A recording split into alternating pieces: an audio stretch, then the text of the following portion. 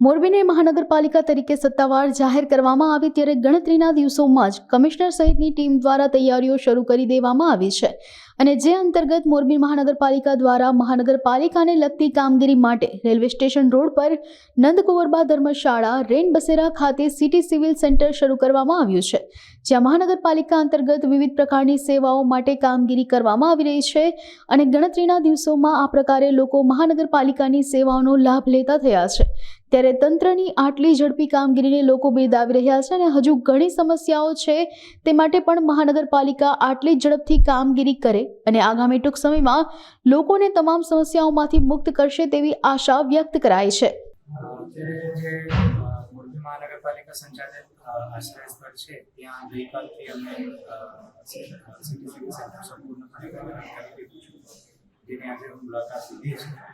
અને અહીંયા જોતા આનંદ થયો છે મોટા પ્રમાણમાં લોકો અહીંયા આવી રહ્યા છે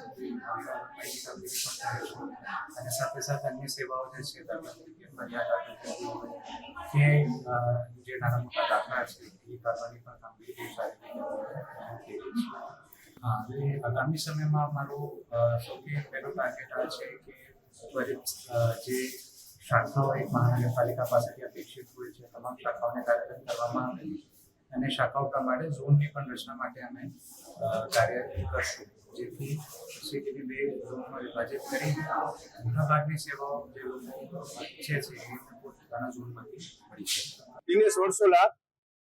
મોરબીના એક જાગૃત નાગરિક તરીકે મને ખૂબ જ આનંદની લાગણી થાય છે કે સરકારશ્રી દ્વારા મોરબીને મહાનગરપાલિકા જાહેર કરી અને પહેલા મ્યુનિસિપલ કમિશનર તરીકે સ્વપ્નિલ ખરે સાહેબની નિમણૂક કરી અને છેલ્લા હજી 3-4 દિવસમાં સાહેબશ્રી ખૂબ જ એક્શન મોડમાં આવી ગયા અને મોરબીમાં રેલવે સ્ટેશન પાસે રેન બસેરા છેલ્લા ઘણા વર્ષોથી સરસ મજાનું બનેલું હતું પણ વપરાયા વગરનું પડેલું હતું, એને સાહેબશ્રીએ સિવિક સેન્ટર તરીકે હંગામી ધોરણે ત્યાં વ્યવસ્થા કરી અને લોકોને મળતી જન સુવિધાઓ ત્યાં પ્રાપ્ત થાય એ માટે છેલ્લા 2 દિવસથી ખૂબ સરસ રીતે એ સરસ મજાના બિલ્ડિંગનો ઉપયોગ થઈ રહ્યો છે। આજે મેં ત્યાં જઈને મારો હાઉસ ટેક્સ ભર્યો અને ઝડપથી કામગીરી કરવામાં આવી। ઘણી વખત લાઈનમાં ઊભું રહેવું પડતું હતું પણ આજે પહેલી જ વખત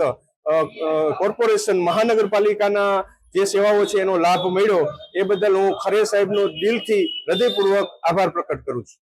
આગામી સમયમાં મોરબીના જે રોડ રસ્તાઓ છે અને ખાસ કરીને જે સ્વચ્છતાની બાબતો છે એના ઉપર સાહેબશ્રી ધ્યાન આપે, ટ્રાફિકની સમસ્યાઓ છે એના ઉપર ધ્યાન આપે અને મોરબી રંગીલું શહેર બને, જે મોરબી પેરિસ તરીકેની ઓળખ છે એ ઓળખને પુનઃ પ્રસ્થાપિત કરે એવી મારી મોરબીજનો વતી સાહેબશ્રીને વિનંતી છે।